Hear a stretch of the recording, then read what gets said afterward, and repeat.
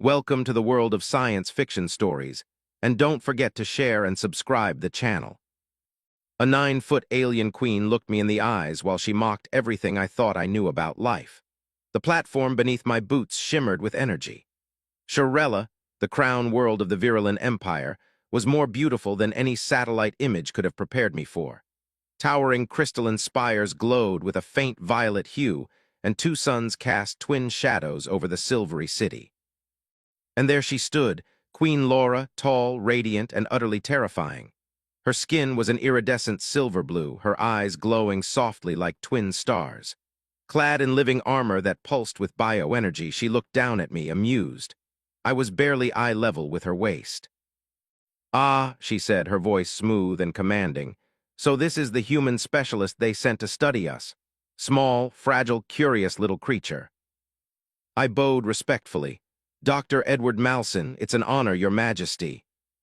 She circled me slowly, towering over me like a monument of power and elegance. "And you study what was it again?" she asked, her tone dripping with amusement. "Reproductive biology," I said, trying to sound confident. The court behind her erupted in laughter. Even the guards smirked. Laura raised a brow, then turned back to me with a mocking smile. "Human reproduction? Oh yes, your species' strange obsession with emotional bonding, inefficient fertilization, and what do you call it? Love before mating. Adorable." I swallowed hard but kept my cool. "It's more than biology, Your Majesty. Reproduction is deeply tied to who we are. It's connection, legacy, trust." She chuckled. "Trust, legacy, number for my people, mating is strategic genetic perfection. Bonds are illusions, you humans so sentimental." The way she said it, it wasn't just mockery. There was something else beneath the surface. Curiosity, a flicker of something she wasn't ready to admit. "Perhaps," I replied, meeting her gaze, "there's more to it than you think." Her eyes narrowed slightly. She didn't respond, just turned and walked away, her voice echoing through the chamber. "Prepare his quarters in the royal wing. If he wants to study us, let's see what he learns." And just like that, I was in. A human biologist in the heart of an empire that saw me as nothing more than an amusing toy. But she didn't know me, and I didn't know that I was about to change her life forever. As her heavy footsteps echoed down the crystalline hall, I felt every stare of the Virulent court pressing down on me like a weight. Their faces, sharp, elegant, otherworldly, were carved in amusement and superiority. To them, I was a walking science experiment, an insect granted an audience with a goddess. Two guards approached me, their armor pulsing with bioluminescent threads. One extended a clawed hand, not hostile, just firm. "This way, human. Her Majesty has given you access to the royal wing. Few of your kind have been granted this honor." I nodded and followed them through vast corridors that shimmered with shifting colors, walls seemingly alive with ambient light. My quarters weren't exactly a prison, but they weren't casual accommodations either. High-tech surveillance nodes blinked in the corners. The air was scented with something floral and metallic. As I stepped inside, I couldn't stop thinking about her, Queen Laura. Arrogant, powerful, brilliant, and completely convinced that human emotion was a weakness. She had no idea that beneath our primitive biology was something even her advanced empire hadn't mastered. Love, connection, loyalty, the drive to protect what you care about. She laughed at us for reproducing based on emotion, but I wondered, had she ever felt emotion at all? I spent that night reviewing files, analyzing her species' known reproductive systems. The Virolans were genetically engineered for elite breeding. Mating was rare and deeply political, determined by bloodlines and algorithms. Pleasure and connection were considered distractions. But in every great empire, there's always a flaw hidden beneath the perfection, and in her case, it was curiosity. The next morning, I was summoned to her private chamber for an initial cultural compatibility session. I arrived early, nervous, alert. When she entered, she was alone this time. No guards, no court, just her. She leaned against a biocrystalline pillar, arms crossed, looking me over like I was an unfinished experiment. "You stayed up last night," she said casually. "Humans burn so much energy thinking. Doesn't that shorten your lifespans?" I smiled. "Only when we're thinking about aliens who mock us before breakfast." Her eyes flared slightly, maybe surprise, maybe amusement, then a smirk. I don't recall authorizing you to be bold. I don't recall asking for permission. Silence, then, for the first time since I met her, she laughed. Not a cruel laugh, not a mocking one, something lighter. "You're going to be interesting," she said. And in that moment, something shifted in the air between us. I didn't know it yet, but the queen who mocked human reproduction would soon experience it in the most intimate, irreversible way imaginable. And it would all start right here. I thought the first meeting was intense, but I wasn't ready for what came next. Queen Laura had approved my request to study virulent reproductive biology personally. I was told this was an unprecedented honor. No outsider had ever been given such access to her physiology, especially not a human. Her reasoning, "If you're going to waste your time studying something so trivial," she had said, "then you may as well observe the best specimen available." She meant herself. I wasn't sure whether to be intimidated or flattered, probably both. Her private medical chamber was nothing like a human lab.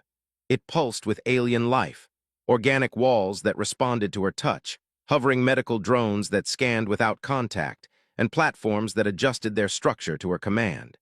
And there she was, towering, regal, wearing nothing but a translucent biosuit that clung to her form like a second skin.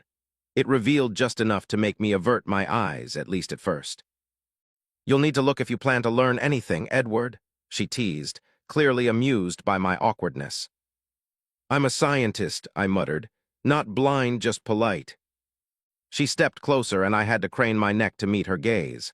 Her breath was warm, sweet, alien. "Polite, that's rare among your species," she whispered. "You're different from the others we've studied." I activated my scanner and began the process. Heart rate, hormone levels, cellular elasticity. Everything was perfectly optimized, just as her records had claimed. She was genetically flawless, but that was the problem, too flawless. "So," she said, reclining slightly on the living examination platform, "what does your primitive human technology tell you? Am I compatible with your reproduction rituals?" I paused, considering how much to say. "Biologically, maybe," I answered honestly. "You have compatible genetic receptors, but it's not just about cells lining up. For humans, it's about emotional resonance connection." She waved her hand dismissively. "Connection again, you speak of it like it's a physical organ." "To us it is," I replied. "Our emotions influence our entire physiology, even conception." Laura stared at me, one brow raised. "Are you saying that if I hypothetically wanted to experience human reproduction, I'd have to feel something first?" I met her gaze, heartbeat quickening. "Yes, it wouldn't work the same way otherwise." She was quiet for a long moment, then she smiled slowly. "How inconvenient," she murmured, "and yet fascinating." The session continued. I took readings, samples, and made notations while trying to keep my mind on the science, not the surreal intimacy of the situation. Being so close to her, measuring the rhythms of her body, studying the heat of her skin, it felt less like work and more like something forbidden. And I wasn't the only one feeling it. She studied me too, not with scanners, but with those glowing eyes. She asked questions, personal ones. "Have you ever bonded with someone before, Edward? Have you ever created life with someone?" I answered carefully, honestly. "Yes, but it didn't last. Not every bond survives." Her expression shifted slightly, almost imperceptibly. "Your species breaks so easily," she whispered. "And yet," I said, looking up at her, "we keep choosing to bond again and again." The room went still, and just like that, the dynamic between us began to change. She wasn't just a subject anymore. She was beginning to wonder what it felt like, not just to be studied, but to connect, to want. And for reasons I couldn't fully explain, I wanted her to know. I'd been on Shirella for 2 weeks. 2 weeks of daily sessions with the Queen, recording physiological metrics, mapping hormonal patterns, comparing reproductive processes. On paper, it was research, but in reality, it was more like a game. A slow, deliberate dance between two minds trying to understand the other and pretending they weren't enjoying it. Queen Laura was unlike anyone I'd ever met, alien in every way, but also deeply human in the places she tried to hide. She was proud, curious, sharp-witted, and increasingly unpredictable. On the 14th day, everything changed. We were scheduled for another compatibility scan. I arrived at her chamber early, as usual. I expected the usual formal greeting, the banter, maybe even more veiled flirting. But when the doors opened, the atmosphere inside was different. The lights were dimmed to a soft lavender hue. The ambient hum of the chamber was quieter, almost reverent. And Laura, she wasn't standing proudly at her examination platform.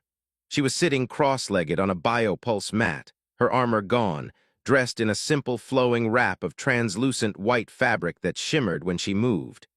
She looked up at me with calm, unreadable eyes. "You're early," she said.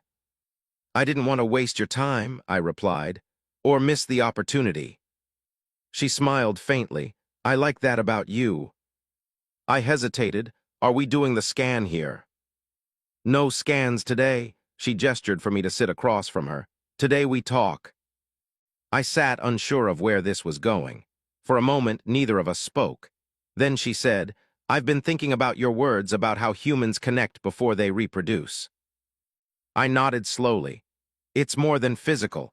Emotional resonance can influence fertility, even cellular compatibility. "And what if, hypothetically," she said, her voice quieter, "an alien wanted to test that theory?" I blinked. "You're interested in trying." She leaned forward slightly. "Not in mating, Edward, not yet. But I want to understand this connection you speak of, this bond. And for my kind, we don't do that with words." Before I could ask what she meant, she reached out and gently took my hand.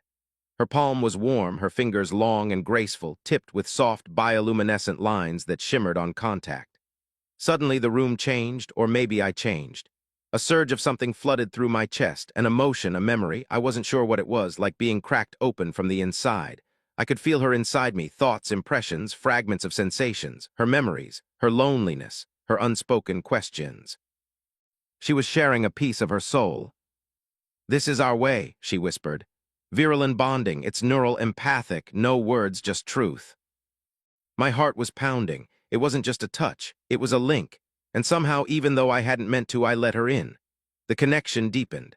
Suddenly I saw flashes of her childhood, raised in a sterile palace of logic and dominance, told to rule without compassion, to never trust weakness. I saw her standing over a dying mother who had once whispered to her, "There is more to power than control." And then I felt her feel me. My past, my failed relationships, my quiet dreams of a family, of love. The night I lost someone I cared about because I chose science over intimacy. My own regret. We sat like that for minutes or maybe hours. When the bond faded, we slowly pulled our hands apart, breathless. She looked stunned, vulnerable, her expression softer than I'd ever seen it. "That wasn't supposed to happen," she murmured. "What just happened?" I whispered.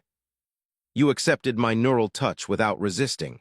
That initiates a primary link among my kind. That's rare." "Rare like dangerous rare, or," I hesitated, "like mating rare?" She didn't answer. Instead, she stood and walked to a console. Her back was turned to me when she spoke again. "Only high-ranking virulins can initiate a bond like that, and only with someone they consider genetically desirable." I stared at her. "Wait, are you saying that was a pre-bond?" She turned to face me. "It's the first step toward full reproductive compatibility in our species. Normally, we use it as part of a selection process." My head was spinning. I didn't know, I didn't mean. She raised a hand. "I know, that's what makes it worse." There was silence between us. She walked back toward me, slower now. "I was curious, Edward. I thought I could control it. I thought I could feel something without it meaning anything." She looked at me with glowing, conflicted eyes. "But something about you breaks through my control." I exhaled slowly. "Then what do we do now?" She didn't answer right away. Then she leaned down, her face inches from mine. "We pretend," she whispered, "that it didn't happen." And just like that, she turned and walked out of the chamber, leaving me alone in the purple-tinted silence. But the bond had been made, and even if we pretended, it would never go away. I tried to act normal after the bonding. I buried myself in data analysis, scribbled out half-finished reports, even requested additional samples from lower-ranked virulins just to keep busy. But none of it worked. My thoughts kept circling back to her, Queen Laura, And that moment, that accidental, intimate link that felt less like science and more like fate. She hadn't spoken to me since. 3 days passed. No summons, no briefings, no scans. Silence. Then on the fourth day, her guards came for me. They said nothing, only led me through the winding royal halls to a place I hadn't been before. The solarium of the High Queens, a dome of transparent crystal surrounded by floating bioluminescent flora and open to the twin moons of Shirella. The stars stretched endlessly above like a sea of watching eyes. And there she was. Queen Laura stood at the edge of the platform, her back to me, her figure bathed in soft moonlight, her flowing robe dancing gently with the breeze.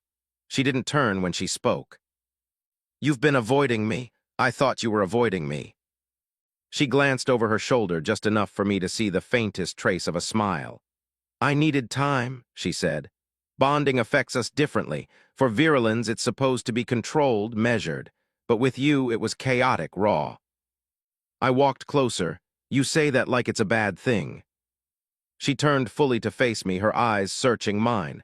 "It is for a queen." There was a long silence between us. The stars overhead flickered gently, casting silver patterns over her skin. She looked so regal, so unshakable, and yet I saw it now, the fracture beneath her armor. "You weren't just curious," I said quietly. "You were lonely." Her lips parted, but no words came out. Instead, she stepped forward slowly, cautiously, as if fighting herself with every inch. "I've ruled for over 2 centuries," she murmured. "Commanded wars, brokered peace, produced strategic offspring through genetic pairing. But not once have I chosen someone not because of logic or politics, but because my soul burned for them." I swallowed hard, my pulse racing. "And now?" I asked. She stopped just inches away from me. I could feel her breath on my skin, warm, tinged with that subtle alien sweetness. "Now I feel things I shouldn't," she whispered.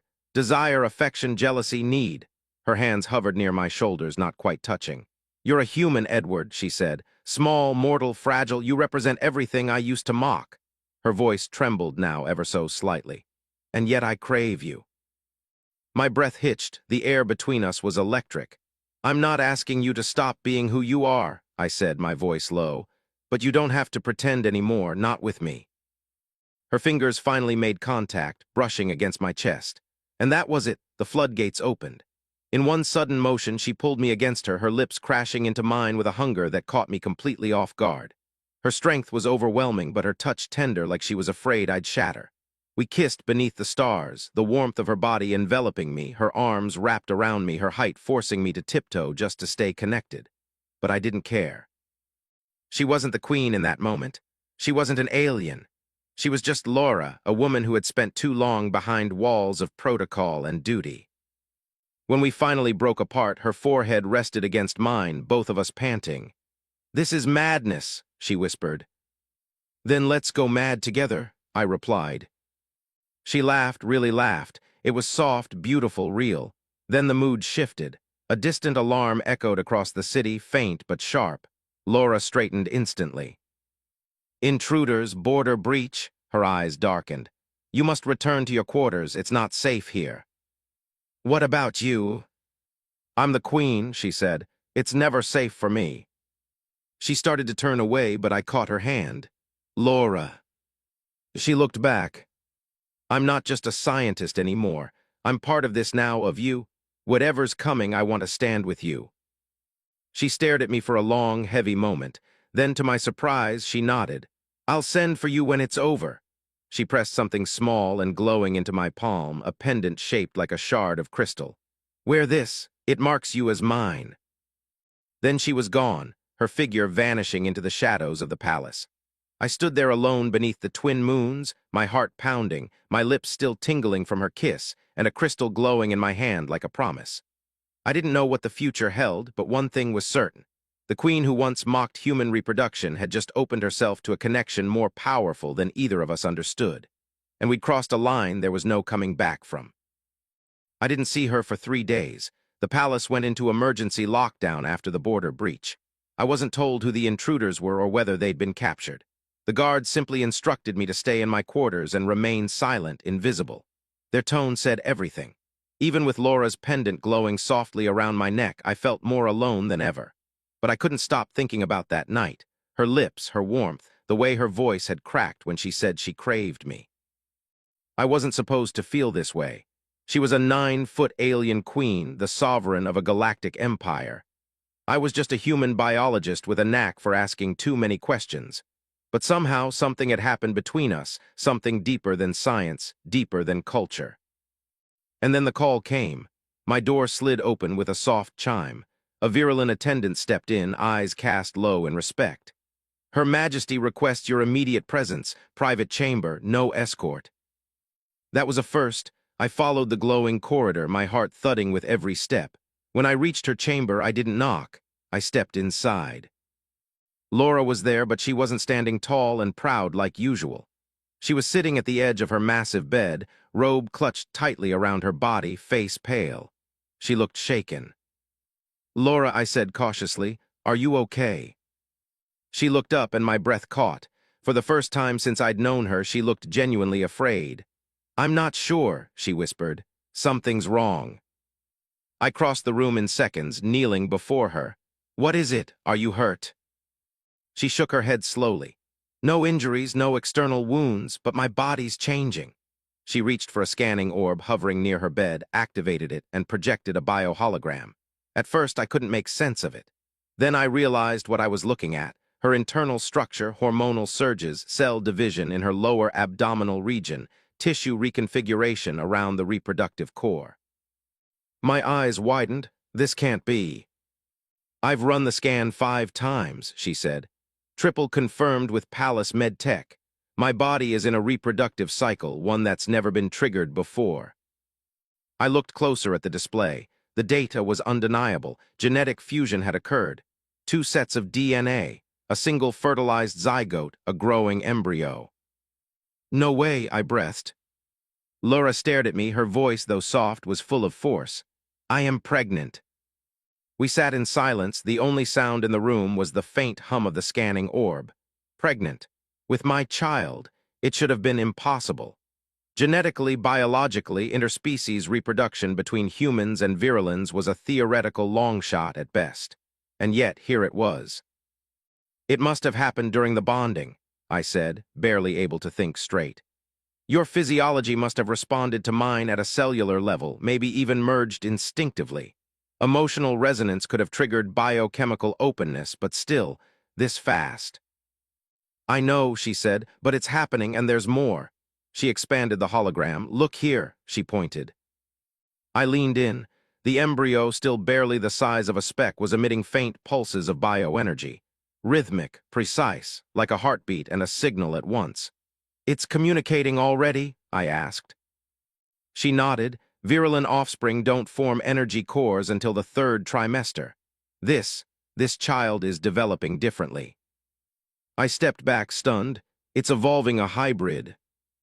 Laura stood slowly, her hands cradling her stomach. She looked down at herself with an expression I couldn't quite read, wonder, fear, awe. "I mocked your kind," she said quietly. "Laughed at the idea that love could shape biology, that emotion could fuel reproduction." "And now?" I asked gently. She looked at me and her eyes weren't mocking anymore. They were raw, honest. "Now I carry proof that everything I dismissed might be real." I reached out and took her hand. She didn't pull away. "This doesn't have to be a burden, Laura." Her voice shook. "You don't understand, Edward. This changes everything. If my council learns of this, they'll see me as compromised. They'll strip my title. The child may be taken, dissected, hidden. I will be declared unfit to rule." My jaw clenched. "Then we don't tell them?" She looked surprised. "We keep it quiet," I continued, "just until we figure things out. This child, our child, deserves a chance, and so do we." She hesitated, then slowly she nodded.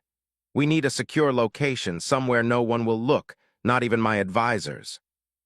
"I'll help you find it," I said, "whatever it takes." For a long moment she stared at me, really stared. Then quietly, "You should leave." "What?" "You should return to Earth," she said.